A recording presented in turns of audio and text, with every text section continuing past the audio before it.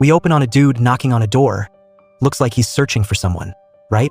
But instead of a friendly hello, he's met with a barrage of harsh insults. And trust me, that's just the tip of the iceberg. Our main guy is Hyung-do. On the surface, he seems like your average Joe, but he's actually a top-notch assassin. But fate has a funny way of working because he ends up falling head over heels for a girl. The kicker? She thinks he's just a regular office worker. And Hyung-do is doing everything he can to keep his real identity a secret. Hyung-do's daily grind is like any other 9 to 5-er. He goes to work, comes home, and follows the same old routine. But get this, the company he works for is hiding some seriously dark secrets. On the outside, it looks like a normal office building with employees going about their business. But deep inside, there's a hidden floor packed with intel, targets, and a tow-in of weapons and ammo. Every single person who works there has their own double life. You see them on the street, and they look totally ordinary. But in the elevator, you might be standing next to a stone-cold killer. So one day, Hyung-do gets a new assignment. Eliminate Hun, another assassin who also happens to be his colleague. Now, Hun is driving along, completely clueless about what's coming. He's even chatting with Hyung-do, talking about his dream of making enough money so his mom doesn't have to work so hard, sharing his plans for the future. After that conversation, Hun heads out to do his first ever mission. The target? Someone is involved in a heavily guarded case. Hun disguises himself as a delivery guy and shows up at the door. The cops at the entrance are immediately suspicious. They tell him to put his hands up, step back, and they quickly slam the door shut to protect the witness, reporting to their superiors that the delivery was successful. Out of nowhere, he's attacked and falls all the way down the staircase. As he's lying there, taking his last breaths, the unthinkable happens. The person who finishes him off is the one he trusted most, Hyung-do. Before he dies, Hun asks Hyung-do for one last favor, to take the money he saved up and give it to his mother. That's how we get back to the opening scene where Hyung-do is at Hun's mom's place with the money. After dealing with some thugs, Hun's mom, Mi-yeon, appears. Hyung-do introduces himself as Hun's co-worker. Mi-yeon is surprised and asks if Hun actually found a job. Hyung-do confirms and says that her son asked him to bring something over. He explains that it's money Hun saved from work, and that her son has been sent on an urgent business trip overseas. Mi-yeon, naturally curious, opens the bag to take a peek. And wouldn't you know it, it's full of cash. She's so touched, she invites Hyung-do inside for some tea. He hands her his business card, just to reassure her that he's legit and works for a real company. But little does Hyung-do know, that seemingly harmless business card is about to bring him a whole heap of trouble. Mi-yeon, bless her heart, starts asking all sorts of questions about Hun's job. Hyung-do, who isn't usually one for small talk, surprisingly becomes unusually chatty with Mi-yeon, even though it's mostly a bunch of white lies, and Mi-yeon doesn't suspect a thing. Just then, Mi-yeon's daughter barges in, complaining about how Hun is always busy, even on the anniversary of their dad's death. She then announces that she's going out to sing karaoke. Mi-yeon tries to stop her because they have a guest, but this rebellious young girl is having none of it, declaring that if Mi-yeon could have been a singer when she was young, then why can't she? She storms off to her room and cranks up the music. Mi-yeon's about to go give her daughter a piece of her mind, but when the music starts playing, Hyung-do suddenly freezes. This is the song, his absolute favorite from his childhood, the one that kept him going during his delivery days. That's when it hits him. Mi-yeon is his childhood idol, that singer he adored. Back home, Hyung-do pulls out his old cassette tape and listens to it, just like he used to do during those sleepless nights. And he starts to develop some, let's call them complicated feelings. The next day, Hyung-do is late for work because he fell asleep listening to his music. But his boss, John, doesn't really care. He sees Hyung-do as the most promising guy in the company, a real talent he values. So he decides to focus on training Hyung-do, brings him to the document room, and hands him his next mission: eliminate Chae-guk, who ran off before. Apparently, Chae-guk's wife and child were killed in a hit and run, and after making the taxi driver disappear, he vanished himself. Hyung-do opens the file and sees Chae-guk's picture. He remembers working with him before, how Chae-guk proudly talked about his son, a chess prodigy. The scene shifts to Chae-guk, looking lost and staring at a kid, almost as if he sees his own son in him. A staff member sees that Chae-guk isn't playing and tries to kick him out, but Chae-guk ends up beating him up. Afterward, Chae-guk leaves the arcade, but as soon as he does, Hyung-do secretly follows him. Hyung-do chases after Chae-guk, but at a turn in a back alley, Chae-guk suddenly pulls out a gun and points it right at Hyung-do. With his killer instincts, there's no way he wouldn't notice Hyung-do tailing him. Hyung-do demands that Chae-guk call the company, because they want him back.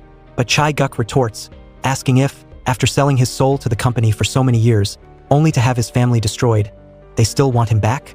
Selling his soul to them again is out of the question. He also asks Hyung-do to deliver a message to the company. I want to resign. When Hyung-do comes to, he's back at company HQ. Kim, who's in charge, starts grilling him about what happened. Since Hyung-do has never failed before, this is a first, so Kim wants an explanation for why he let Chae-guk get away. But Hyung-do has never been one for talking, or maybe he just doesn't want to explain and all he says is, I'm sorry. Kim has been fed up with Hyung-do's nonchalant attitude for a long time. When Hyung-do gets back to his office, he gets a sudden call. He arrives at the designated spot, and it turns out to be a massage parlor. Inside, he finds Hun, the guy he was supposed to take out.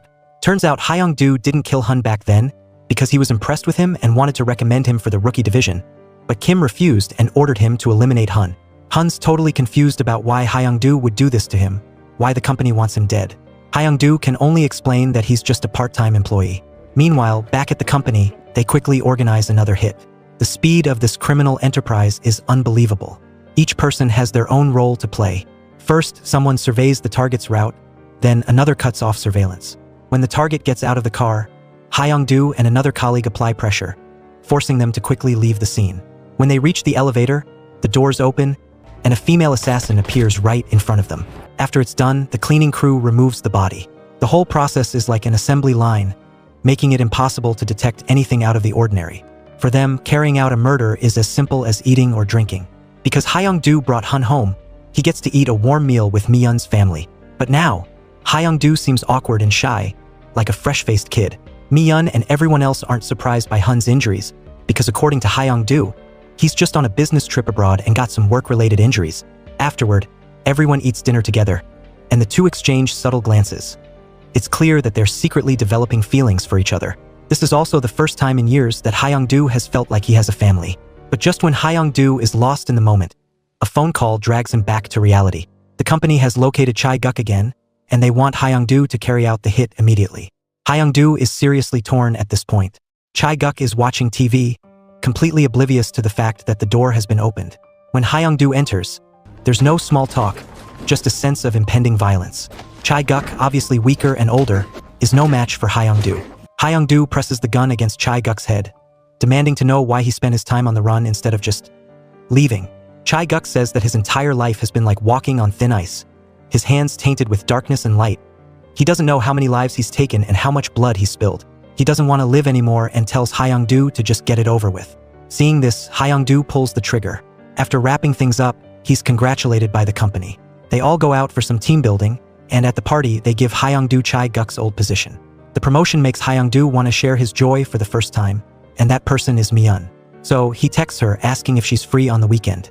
Their first date begins. Their first stop is a coffee shop. Turns out, the owner invited Mi-yeon because she wants to sell the place. She just doesn't have the heart to manage it anymore. Mi-yeon desperately wants the cafe, but she knows she's broke right now and can't afford it, so she politely declines. But Mi-yeon doesn't know that Hyung-do is outside listening to their conversation.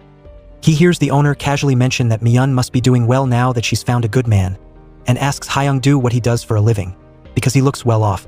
Hyung-do replies that he's just an office worker. Afterward, they sit down to have coffee. Hyung-do tells Mi-yeon that she was his idol and asks why she stopped singing. This makes Mi-yeon blush. They spend a peaceful, happy time together in this romantic atmosphere. But they don't realize that beneath the peace, there's an undercurrent of trouble brewing because of Hun's assassination. Many police officers and important witnesses died at the scene, so the police are quickly launching an investigation. The first thing they find is Hun's image in the elevator. Since they can't find him, the police are just groping in the dark. They start asking around if anyone has seen the person in the picture. Someone replies that they think they've seen him and asks if he's a singer because they think they saw him on TV. Searching like this is like looking for a needle in a haystack. How could it be so easy? Clearly, the two police officers in front of them are just asking around as a formality. Just as they turn away, Hyung-do starts driving Mi-yeon home. Seeing this, Officer Chong recognizes Hyung-do's face. He suddenly remembers seeing Hyung-do's figure around the scene of the crime that day. So he immediately approaches them and says, "Excuse me, I'm a police officer." He starts asking all sorts of questions. Obviously, this irritates Hyung-do, but with Mi-yeon watching, he can only calmly hand his ID over to Chief Choi. But even after examining the ID, Chief Choi doesn't give up. He asks Hyung-do what he does for a living. Just as Hyung-do is about to say that he's just a regular office worker, Mi-yeon hands the police his business card. It shows Hyung-do's company. Seeing that, he doesn't say anything further. Out of the frying pan into the fire. Chae-guk was actually spared by Hyung-do, so he could leave Korea, but he wanted to visit his wife and children's memorial site before he left. Unluckily, the company's people spotted him on camera. So, Hyung-do is summoned to John's place, which is the hidden floor within the company. When he arrives, Chae-guk, who's been captured, is sitting in the middle of the room. John asks Hyung-do what's going on, saying that since this is work, he should just finish it. Then, Kim hands Hyung-do a ballpoint pen. Seeing this, Hyung-do knows that Chae-guk is definitely going to die. Knowing that he's about to die, Chae-guk reveals the true nature of the company. He says, "What's inside your heads? Do you really think you're company employees? Working hard all day and then going home to sleep? Thinking you're working half a day in the sunlight, dressing neatly and going to work, but instead you're running off to do this dirty work? Is it fun? Are you happy?" Hearing this, Hyung-do is clearly silent. Chae-guk also says something to Hyung-do, implying that he should understand. It's clear that Chae-guk is reminding Hyung-do not to get too deeply involved. Hearing this, Hyung-do says nothing, but takes the pen in his hand, takes it apart, and it turns out to be a wire. He goes straight up and strangles Chae-guk to death. Clearly, Hyung-do has now made the company's leadership extremely displeased. One wave of trouble subsides, another rises. Officer Chong and his partner follow Hyung-do's business card to the company, but when they enter, they feel that it's just a normal company, nothing strange. But Hyung-do's situation isn't good at all, because Kim has found Hyung-do, asking why he gave the police his business card, demanding an explanation. But Hyung-do only says 3 words, "I'm sorry." So, Kim, already completely disgusted with Hyung-do, can't contain his rage any longer when he hears those 3 words. The anger boils over, and he beats Hyung-do. Hyung-do remains stoic and doesn't fight back. He thinks the incident is over, and he continues to take Mi-eun out on dates. But little does he know, Kim has already started making trouble. He's found more evidence. They discovered that Hyung-do didn't kill Hun, and there are also pictures of Hyung-do dating Mi-eun. Seeing this, John says nothing more. At this point, he knows that Hyung-do can no longer be allowed to exist. An assassin with feelings will no longer be his sharpest blade. The next day, Hyung-do is at work when he's taken by 2 colleagues to a mission site. But on the way, Hyung-do notices that they're not taking the usual route. The woman says there's a traffic jam on the usual road, but he insists that she go towards the traffic. Hearing this, the woman can only obey Hyung-do's orders. Although it's silent in the car right now, everyone knows that this silence is definitely the calm before the storm. When they reach the next intersection, Hyung-do decides to be straightforward. The tense atmosphere in the car suddenly freezes solid. Hyung-do says, "Do you really think you can handle me with just you two? Get out of the way now." This situation is clearly something Hyung-do didn't anticipate, but now that things have come to this, he knows that he and Mi-eun's family are no longer safe. So, he calls Hun, telling him to quickly get Mi-eun and her daughter out of there, and that he'll come back to pick them up. Mi-eun is at work when she gets a call from her son. She sees Hun frantically taking them away, and then gets into Hyung-do's car. Mi-eun frantically asks what happened, but neither of them knows how to explain it.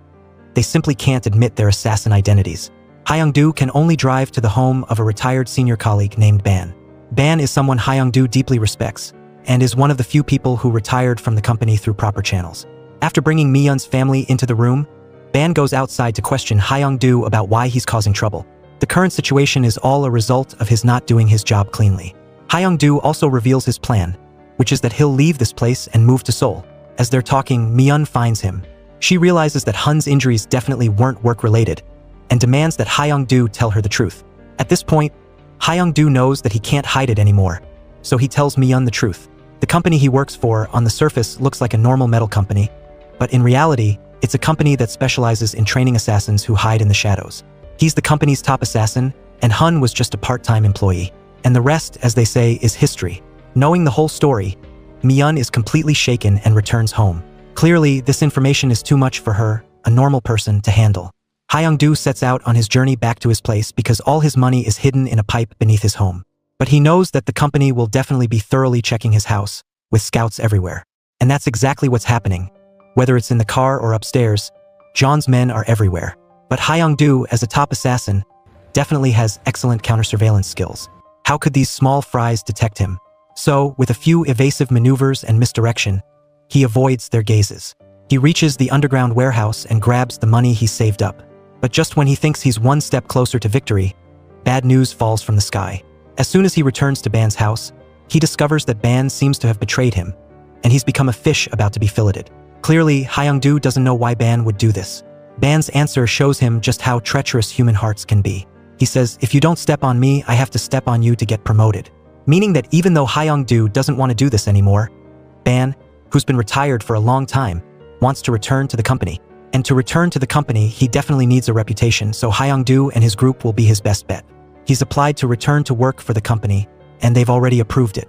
Seeing this, Hyung-do knows that there's nothing he can do, and asks Ban if he can release Miyun and everyone, and he'll give him all the money. But clearly, that's not what Ban wants.